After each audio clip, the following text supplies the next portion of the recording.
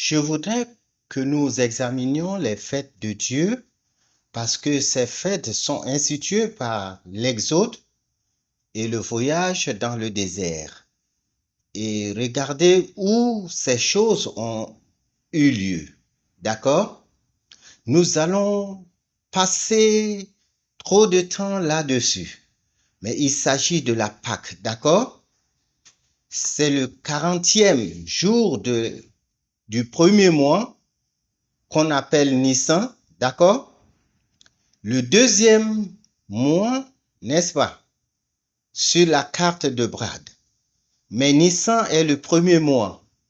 Et Dieu a dit dans Exode 12, verset 1, Dieu a dit à Moïse, c'était comme le troisième mois, selon le calendrier égyptien qu'il suivait, et aussi selon le calendrier utilisé à l'époque. Mais Dieu a dit qu'aujourd'hui était le premier jour du premier mois. Pourquoi pensez-vous que Dieu a réinitialisé le calendrier juste avant l'Exode? Et l'une des raisons est que Dieu leur montre le temps de Dieu. Dieu leur dit que vous avez vécu selon le calendrier, selon le temps de l'Égypte et du monde. Mais je veux que vous viviez maintenant selon mon temps. Vous êtes, et je prie pour que vous et moi apprenions à vivre selon le temps de Dieu, parce que le temps de Dieu est éternel. Lorsque nous entrons dans son temps, nous continuons avec lui éternellement. Mais ici, souvenez-vous, dans la Genèse, Dieu crée pendant 6 jours et le 7e jour, il l'appelle sabbat. Et à partir de là, Dieu se souvient de chaque sabbat, de son jour, même si les Israélites l'ont oublié. Ils ne se souvenaient pas du sabbat, surtout à l'époque de l'Égypte. Certains érudits affirment que l'Égypte avait une semaine de 10 jours plutôt que de 7 jours de la semaine. Ainsi, comme je l'ai dit la dernière fois, en tant qu'esclaves en Égypte, ils n'ont pas la liberté de respecter le sabbat. Surtout quand ce n'est pas le week-end tout le temps. Vous savez, dans un calendrier de 10 semaines, il est impossible de se souvenir de la date du sabbat. C'est pourquoi Dieu a réinitialisé ou permis au peuple de Dieu de revenir à son calendrier pour s'assurer que l'on se souvient du sabbat. Et vous vous souvenez de l'incident de la manne. Lorsque Dieu dit aux Israélites, et ce avant Dieu leur donne la loi, que le 4e commandement est de se souvenir du 7e jour pour l'observer comme mon sabbat. Mais c'est avant que Dieu ne donne la loi au mont Sinaï, Dieu leur dit, Dieu met en pratique dans leur vie. Vous pouvez ramasser de la manne pendant 5 jours, 6e jour et ramasser 2 fois plus, mais le 7e jour, vous n'en ramasserez pas. Pas de manne. Il les a aidés à entrer dans le cycle du respect du sabbat grâce à la manne. D'accord? Et Dieu les place dans ce cadre de sa datation. Puis 14, d'accord? Vous devez comprendre que les jours juifs commencent à partir de 18 heures et du coucher du soleil. C'est donc environ 18 heures en général. C'est à ce moment-là que la journée commence. Donc 14 au soir, c'est la Pâque. C'est donc à partir de 14 au soir qu'à la Pâque, jusqu'au lendemain matin, ils se sont mis en route et quitté Ramsès. D'accord. Le 15, c'est-à-dire 15e jour du premier mois, est le jour de l'Exode. D'accord. Ils arrivent à Sukkot. Et ceci mesure à travers la distance et en calculant réellement la distance de marche et ainsi de suite. Et avec les indications que la Bible donne, le révérend Abraham Park a fait ce travail fastidieux avec ténacité pour que nous puissions en bénéficier. Ils se sont donc venus à Sukkoth le lendemain. Ils se sont donc venus à Sukkoth le lendemain, le 17, le jour du sabbat, pour le, je suis désolé, le 17 et 18, et d'accord, 19, Pignette, et l'avant McDonald. Le 21, c'est quand il traverse la mer Rouge et à partir du 7, c'est le 14e, d'accord, le jour suivant, pendant 7 jours, est appelé fête des pains sans levain. Le 21 jour, lorsqu'ils ont traversé la mer Rouge, la fête de pains sans levain se termine. Les fêtes des pains sans levain durent donc jusqu'au bout. Et la fête de pain sans levain se termine lorsqu'il traverse la mer Rouge. Il y a des significations à ces jours et nous n'avons pas le temps de passer en revue toutes les fêtes aujourd'hui. Mais la fête de la Pâque est le moment où nous sommes libérés de nos péchés, le jour du salut. La crucifixion de Jésus a également eu lieu cette semaine, la Pâque. Donc le salut, la rédemption. Et ensuite, nous partirons et certains de ces jours où il ne s'est rien passé de vraiment important, sont petits comme celui-ci. Et puis le 9e, c'est la 10e mois. Et puis le désert du péché, le 15 du 2e mois. Je me souviens de 30, après avoir 30 jours après la sortie d'Égypte, la Bible nous dit dans l'Exode chapitre 16 verset 1 qu'il y ait eu 30 jours. Et cela fait donc 30 jours et c'est là qu'il se plaignait. Dieu dit demain, au matin, mais selon la compréhension hébraïque, c'est demain matin, d'accord, le lendemain matin. Le matin, vous verrez la manne. D'accord. Et il dit, à partir de là, vous forcez 5 jours à collecter, 6 jours, vous collecterez et le double et le 7e jour.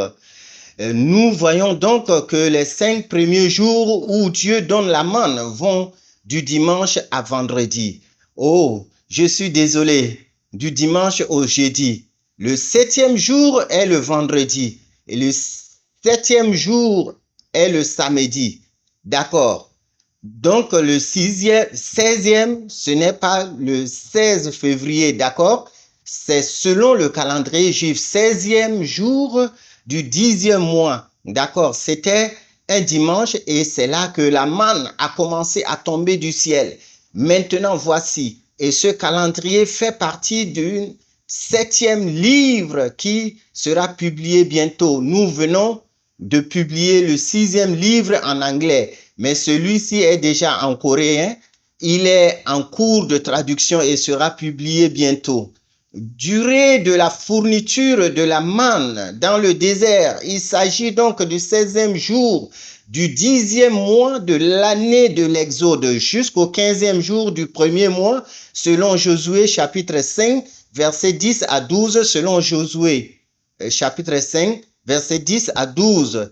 Et la 4e année de l'Exode, la manne est arrivée. Dieu a fourni de la manne 39 ans et 11 mois. Une autre chose à laquelle nous pouvons jeter un coup d'œil est ce jour, le jour de l'assemblée. Il est écrit 50 jours après l'Exode. 50 jours après l'Exode signifie 50 jours après la Pâque.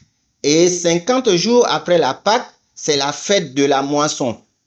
D'accord, ou les fêtes des premiers fruits. D'accord, et cette fête de la moisson est aussi connue sous le nom de Pentecôte. Jésus a dit, je ne m'en irai pas, mais je vous enverrai le Saint-Esprit, l'Esprit qui aide. Lorsque vous recevez le Saint-Esprit, vous comprendrez ma parole. C'est le jour où Dieu a proclamé les 10 commandements et la loi. Dieu a donné la parole. c'est le jour où Dieu a donné la parole de sa voix aux Israélites. Le 50e jour est donc la Pentecôte. Et c'est le jour exact où Dieu a proclamé les 10 commandements aux Israélites. Après avoir donné les 10 commandements, il a procédé à ce qu'on appelle la ratification de l'alliance et le repas. C'est comme une fête de mariage entre eux et Dieu. Voilà donc quelques-unes des choses qui se passent dans le désert du Sinaï. Enfin, Moïse monte et descend du mont Sinaï en faisant ce que Dieu lui dit de faire. Mais la descente finale, l'ascension et la descente finale, et le moment où il redescend, c'est le 10e jour du 7e mois. Rappelez-vous, les 2 tablettes ont été brisées à cause de l'incident du veau d'or. Dieu dit à Moïse et le peuple que le peuple se répande. Et Moïse fait la prière d'intercession et jeûne à nouveau pendant 40 jours. Enfin, Dieu lui dit d'apporter et de graver 2 tables. La première série, Dieu l'a taillée. Dieu a donné les 2 tablettes. Dieu dit, la deuxième fois, Dieu dit à Moïse d'apporter ces 2 tablettes. Et c'est Dieu, avec le doigt de Dieu, qui écrit 2 fois sur les tablettes. La première fois, Dieu écrit sur la tablette, d'accord, sur cette pierre de la terre. Dieu descend du ciel et écrit sur la tablette. Celle-ci est brisée. La deuxième fois, Dieu dit, apportez et préparez les mêmes tablettes de pierre et j'écrirai. La deuxième fois, Dieu écrit de nouveau avec ses doigts.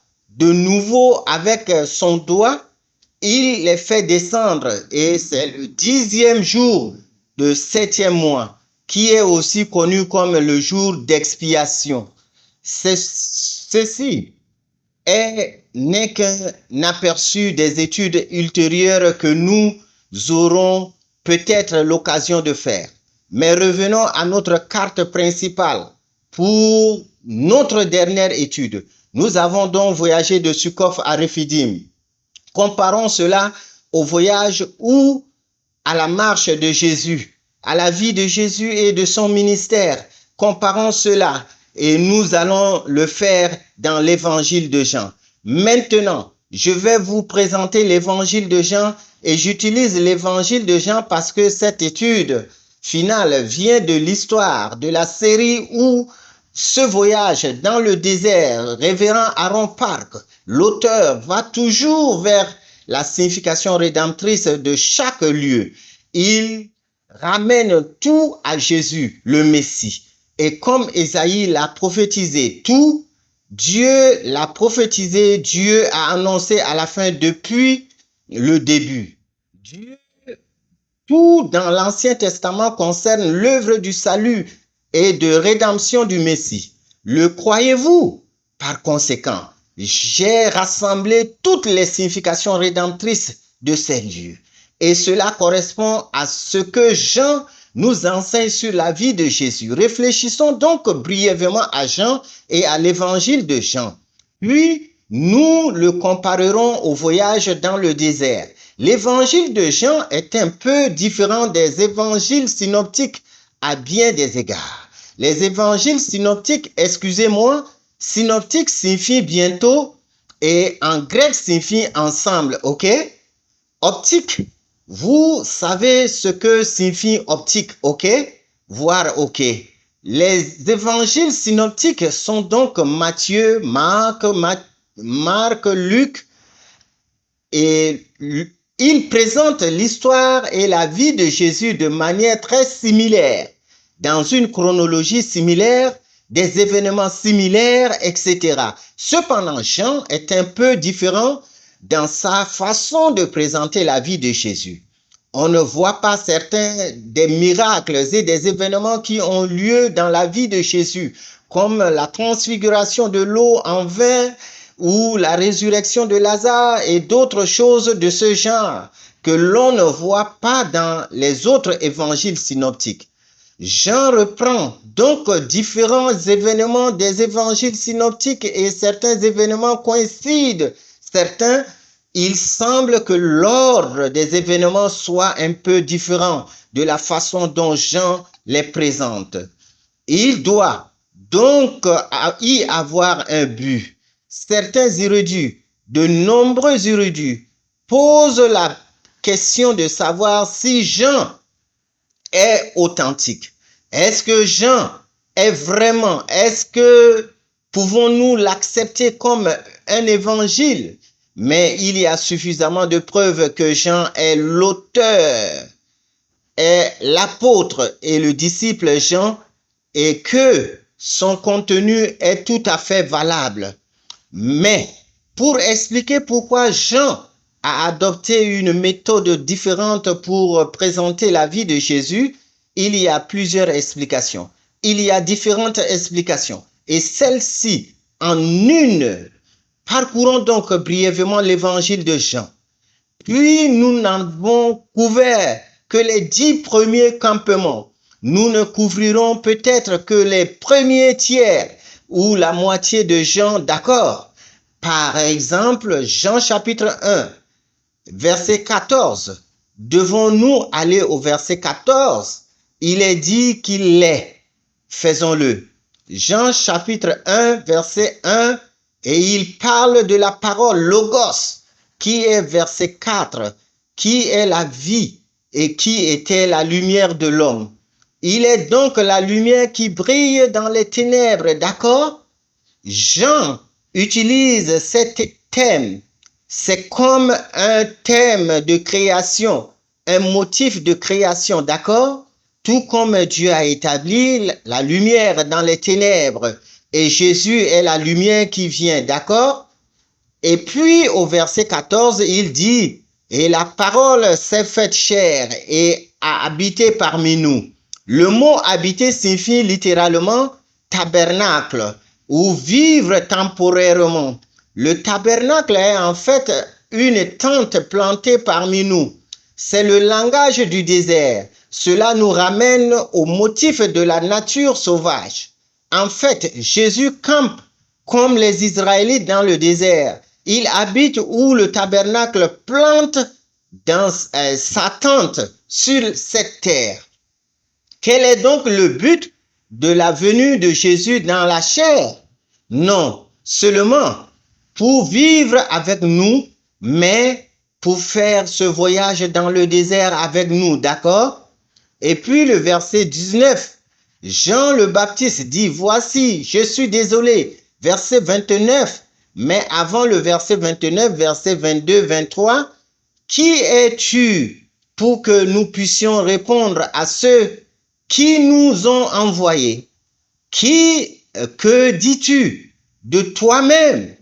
Il a dit, je suis la voix de celui qui crie dans le désert, aplanissez le chemin du Seigneur, comme l'a dit le prophète Ésaïe. C'est Jean-Baptiste qui dit dans le désert, je suis celui qui prépare le chemin, d'accord? Puis au verset 29, il dit, voici un agneau, l'agneau de Dieu qui ôte le péché du monde. Vous avez donc le verset 22 et verset 23. Au verset 29, l'agneau il dit au verset 14, le tabernacle ne peut pas sortir du milieu de nous. D'accord? Et puis au chapitre 2, vous passez au chapitre 2, verset 1 à 12, à Cana transformant l'eau en vin. Et puis le chapitre 3 parle de la renaissance par l'eau et l'esprit. Au chapitre 4, il rencontre la Samaritaine et dit qu'il offre l'eau de l'éternité. Puis nous revenons au chapitre 1, mais tout au long de cette période, Jésus, oh, je suis là. Je me demandais où j'étais passé. Je me demandais pendant tout ce temps, Jésus appelle 12 disciples et 70 adeptes. Au chapitre 5, il guérit un homme de 38 ans et qui était boiteux. Au chapitre 6, il nourrit 5000 personnes et il affirme qu'il est le pain vivant venu du ciel. Et il dit, vos pères ont mangé 8 fois la manne dans le désert, la manne censée leur donner la vie éternelle, mais ils ont mangé et se sont morts. Qu'en est-il de vous? Il est donc la manne vivante. Septièmement, au chapitre 7, versets 30, 37 et 39, il arrive à la fête de tabernacle. Et quand les gens cherchent et prient pour vous avoir de l'eau, Jésus dit, ceux qui croient en moi et reçoivent ma parole, vous aurez de l'eau qui coulera de votre ventre. L'eau est celle qui donne l'eau. Ensuite, au chapitre 8, verset 12 et au chapitre 9, il dit, l'eau est celle qui donne l'eau. Il dit, je suis la lumière, d'accord? Arrêtons-nous là pour Jean. Pourquoi est-ce important? C'est là que c'est la vie que Jean présente de Jésus. Et jusqu'au chapitre 12, nous voyons que le chapitre 1 à 12 sont appelés le livre des signes qui parle de Jésus. Et Jésus, ici, tout au long, dit, je suis avant qu'Abraham ne soit. Je suis la lumière. Je suis l'eau de vie. Je suis la porte des brebis. Je suis en grec est un go ami en hébreu. C'est hi, awai, mais quand Moïse a demandé à Dieu dans Exode chapitre 3, verset 3, quand Dieu lui est apparu à travers le buisson ardent, Dieu dit à Moïse, si l'on me demande le nom de Dieu, quel est ton nom? Il a répondu, je suis qui je suis. Oui, attends, j'ai entendu dire que je partageais Ishé. C'est la version hébraïque, mais en gros, c'est Yahweh. Lorsque Jésus dit ego, ami, il ramasse des pierres pour jeter Jésus à la mort. Pourquoi? Ils ont dit, tu blasphèmes, tu utilises le nom de Dieu que nous n'osons même pas mettre dans notre bouche ou prononcer. Donc Yahweh, Jésus affirme qu'il est le Yahweh et ce Yahweh est le Dieu de la rédemption. Et le Dieu de la rédemption, selon la conception israélite, pour les Juifs, le Dieu qui a marché avec son peuple dans le désert, le Dieu qui les a sauvés. Revenons à la carte Sukkoth. Sukkoth, c'est la tente ou tabernacle. Jésus dit, Jésus dit, chapitre 1, verset 14, Jésus s'est installé au milieu de son peuple, la colonne de feu, la colonne de nuage, prépare le chemin pour le peuple de Dieu. Jean le Baptiste a dit, je suis la voie dans le désert qui prépare le chemin du Seigneur. Et la traversée de la mer Rouge était un baptême. C'est à ce moment-là que Jésus commence son ministère. Il se fait baptiser. Premier miracle après le début de son ministère, après son baptême, c'est à Canaan qu'il transforme l'eau en vin. Ici, Dieu a transformé l'eau amère en eau douce.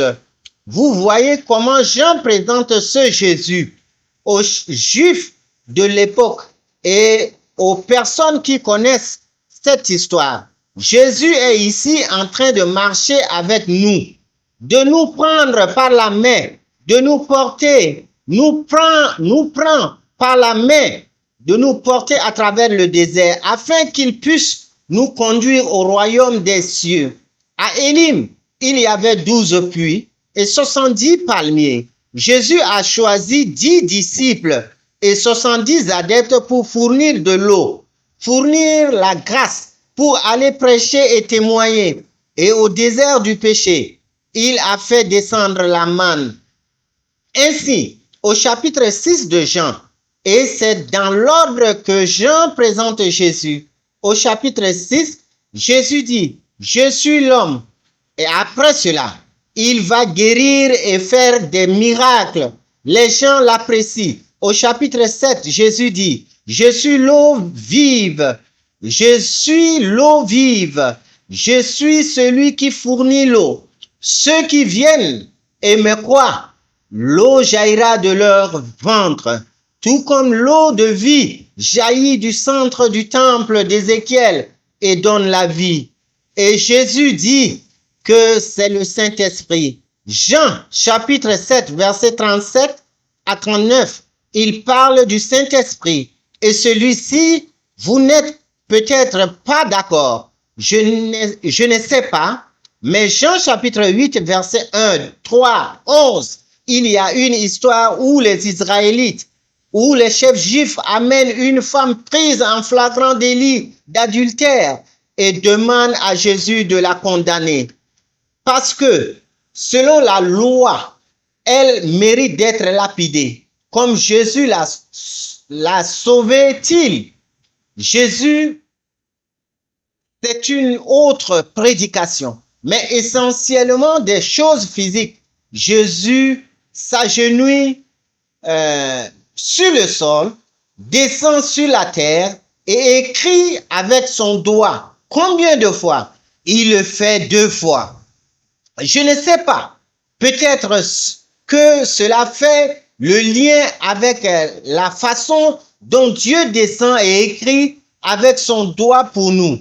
Aux gens qui méritent de mourir à cause de leur adultère spirituel, l'incident du veau d'or, mais il vient la 2e fois pour écrire, pour nous sauver, nous donner la parole qui, plutôt que la parole qui nous condamne, mais la parole qui nous sauve. Nous ne savons pas ce que vous avez écrit sur cette terre. Personne ne le sait, mais en regardant l'action physique, nous pouvons donc voir que Jésus nous amène aussi à travers de ce voyage pour que nous commencions à tabernacler, à vivre avec Jésus. Que la lumière, tout comme Goshen, où le peuple, à Goshen où le peuple de Dieu vivait dans la lumière éclatante de la gloire de Dieu, alors que toute l'Égypte était dans les ténèbres, que cette lumière vienne à nous, peut-être en commençant à vivre avec lui, et il ouvrira des chemins et préparera nos chemins devant nous. Lorsque nous croyons vraiment et que nous nous consacrons à vivre avec Jésus, c'est le baptême spirituel. Non seulement le baptême d'eau, mais peut-être aussi le baptême du Saint-Esprit et du feu. Nous devenons ces disciples qui fourniront de l'eau aux membres de notre Église et à nos collègues, à nos amis, à nos familles. Puissions-nous devenir ces disciples. Puissions-nous vraiment croire et témoigner de la manne. Jésus a dit, tournons-nous vers Jean, chapitre 6. Il dit, je suis le pain de vie. Verset 48. Vos pères ont mangé de la manne dans le désert et ils sont morts. Voici le pain qui descend du ciel, afin qu'on en mange et qu'on ne meure pas. Voir, il définit le pain appelé manne, n'est-ce pas? Vos pères ont mangé de la manne dans le désert et ils sont morts. Mais c'est le pain, en fait, qui descend du ciel, que l'on puisse en manger et ne pas mourir. Il dit ensuite, je suis le pain vivant qui est descendu du ciel. Il demande donc, qu'allez-vous faire? Qu'allez-vous faire? Ce pain a un corps physique, n'est-ce pas? Quand ils ont vu la manne, ils ont vu la manne physique. Mais comment l'ont-ils mangé? Pourquoi ont-ils demandé la manne? Quel est le but? sentir l'estomac physique, être satisfaits physiquement. Ils ont grogné parce qu'ils avaient physiquement faim, n'est-ce pas? Mais la réponse de Dieu était, je vous enverrai du pain et de la nourriture du ciel. L'accent est mis sur le ciel. Si vous aviez un verre d'eau qui vient du ciel en ce moment, est-ce que je vous ai demandé cet exemple la dernière fois aussi? Si cette eau vient du ciel, n'en voudriez-vous pas? Pourquoi voudriez-vous cette eau? Si cette eau vient du ciel, quand vous la boirez, à quoi vous attendrez-vous? La boirais-tu seulement pour étancher ta soif du moment? Ou attendriez-vous autre chose pour qu'elle vienne du ciel? Dieu a dit, je ferai descendre de la manne du ciel. Mais quand ils ont vu la manne, qu'ont-ils dit? Ils ont dit, la manne, qu'est-ce que ça veut dire? Cela veut dire, la manne signifie, qu'est-ce que c'est? C'est pourquoi le nom est devenu manne. Tout comme lorsque Jésus est arrivé, les gens ont dit, qui est-ce? Quelle bonne chose peut sortir de Nazareth?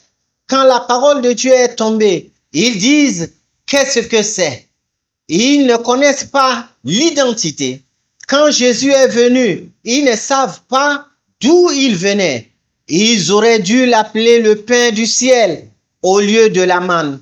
Mais ils ont dit, qu'est-ce que c'est? Qu'est-ce que c'est? Qu'est-ce que cela signifie?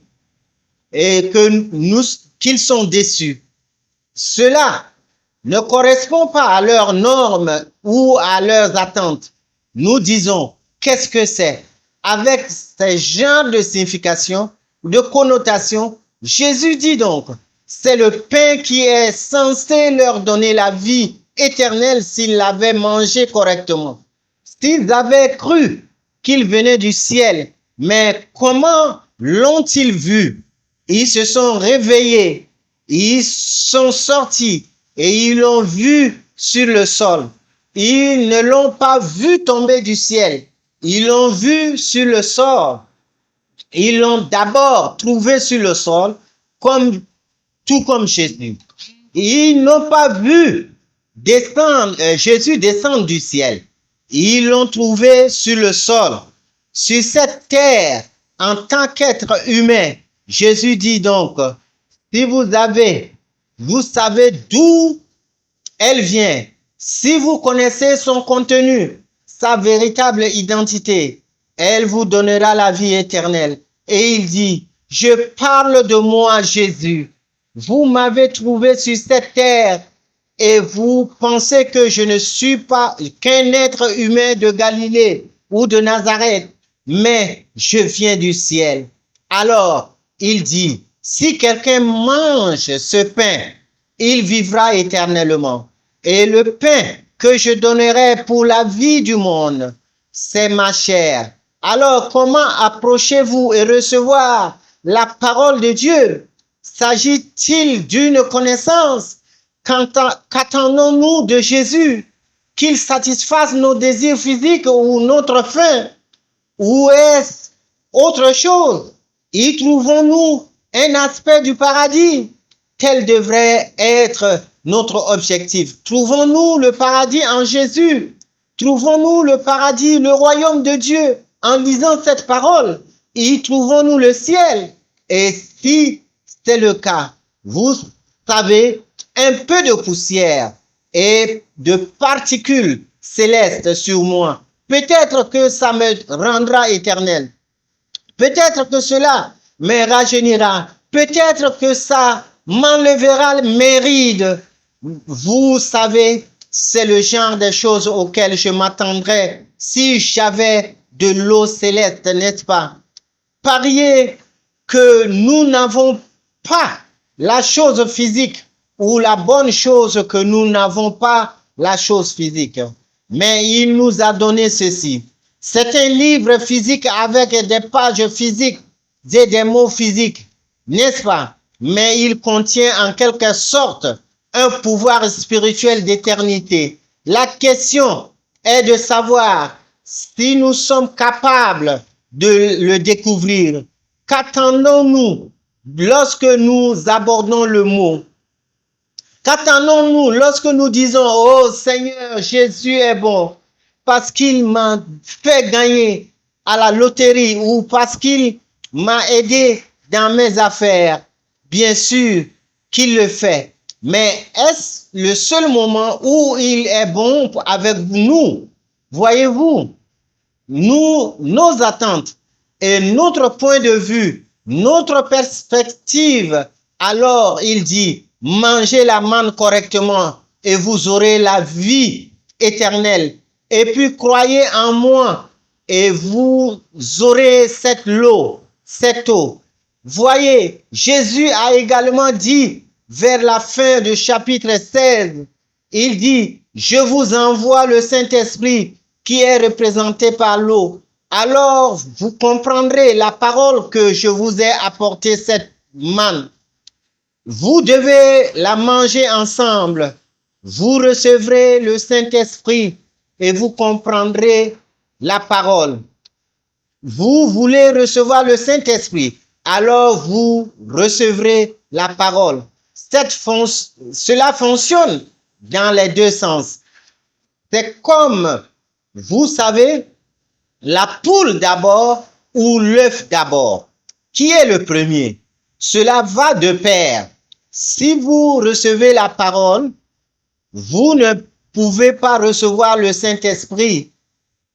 Je vous le dis ici, on ne peut pas recevoir le Saint-Esprit sans savoir qui est Jésus.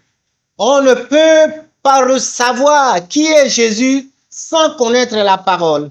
Parce que la parole, c'est Jésus et la parole est Dieu. Et nous devons connaître Jésus pour recevoir le Saint-Esprit. Et c'est le Saint-Esprit vient à nous par la parole. Comme le dit le verset 44 du chapitre 10 des Actes des Apôtres. Ceux qui reçoivent la parole reçoivent le Saint-Esprit. Et lorsque nous recevons le Saint-Esprit, nous pouvons alors comprendre ce qu'il a voulu dire dans ce mot. Je prie donc et je demande sincèrement que chacun d'entre vous, vos églises et vos familles reçoivent la bénédiction de la parole et du Saint-Esprit afin que nous puissions marcher avec Jésus et savoir vraiment le sentir spirituellement, le sentir physiquement, l'expérimenter et intellectuellement comprendre même que Jésus est ici avec nous, marchant avec nous. Même lorsque nous rencontrons des eaux amères, même lorsque l'armée égyptienne nous poursuit, je prie pour que nous nous souvenions que Dieu est avec nous. Plutôt de nous plaindre, nous pourrions le louer dans les moments difficiles et faire l'expérience de miracles étonnants. Amen. Prions. Notre Père céleste, nous te remercions de nous donner ce temps pour réfléchir à ta grandeur et à ta fidélité à marcher avec nous, même dans les moments difficiles. Mais Père, nous avons parfois été ignorants. Nous ne nous sommes pas souvenus. Mais Père, nous prions pour que tu nous inspires par le Saint-Esprit, que tu ouvres nos yeux afin que nous puissions voir ta présence dans nos vies. Aide-nous à nous souvenir, à te louer et à te rendre grâce, même dans les moments difficiles, afin que nous puissions vraiment voir l'œuvre étonnante que tu as accomplie. Aide-nous à être des bons disciples. Aide-nous à être pères des disciples qui continueront à te suivre et à t'obéir. Merci beaucoup, Père, pour cette opportunité. Merci à tous ceux qui nous ont rejoints. Merci à Radiant Church, Église Radiant. Père, nous prions pour que tu bénisses chacun d'entre nous, leurs familles, leurs églises, leurs nations. Et Père, Nous cherchons ensemble d'un seul cœur à ce que tu aies pitié de nous dans cette situation de COVID-19.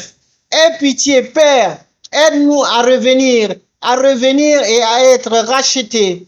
Père, à traverser cette circonstance et à travers ces temps, puisse-t-il y avoir de plus en plus de gens qui reviennent à toi, te cherchent et te cherchent et ton salut. Merci beaucoup pour ta grâce. Nous te crions au nom de notre Seigneur Jésus dans l'action de grâce. Amen.